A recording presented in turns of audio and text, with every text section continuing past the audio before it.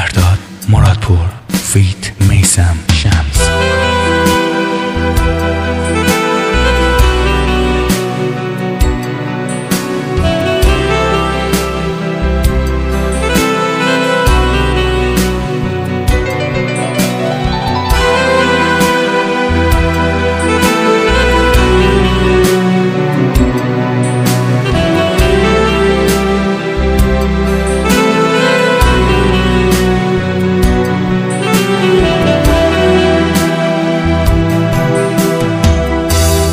نمیدونم نازنینم که کدوم حرف تو رو آزار یا کدوم ترانه من تو رو مثل گلی پژمرد.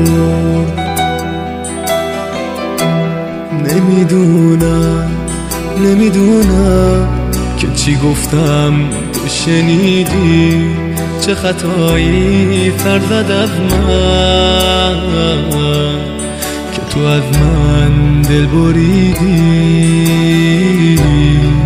که تو از من دل بریدی.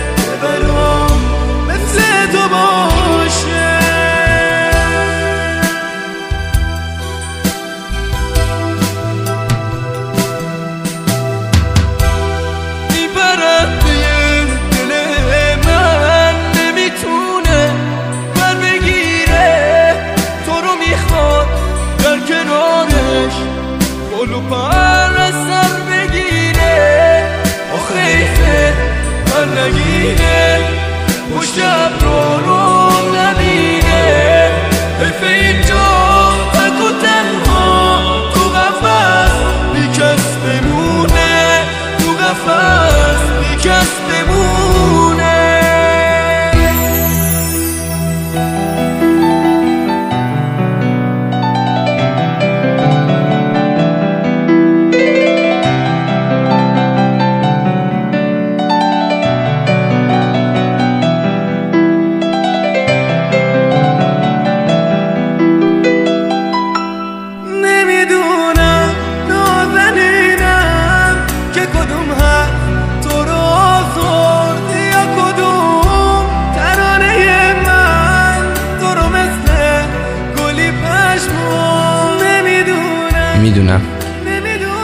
میدونم یه روز میایی که به من بدی رهایی، ولی اون روز خیلی دیره.